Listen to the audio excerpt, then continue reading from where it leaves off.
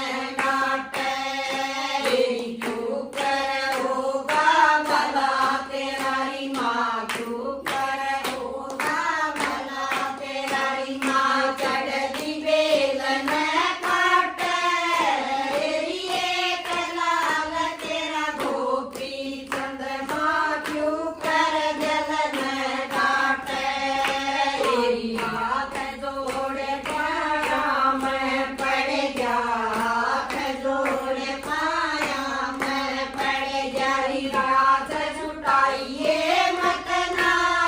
मेरी काचे कान लहू टपकाए मेरे कान पड़ाइए मत ना मेरी हाथ जोड़ पाया मैं पड़ गया हाथ जोड़ पाया मैं पड़ गया राज छुटाइए मत ना मेरी काचे कान लहू टपकाए मेरे कान पड़ाइए मत ना मेरी गोपी चंद को चाल पड़ाई माँ गोपी चंद को चाल पड़ाई माँ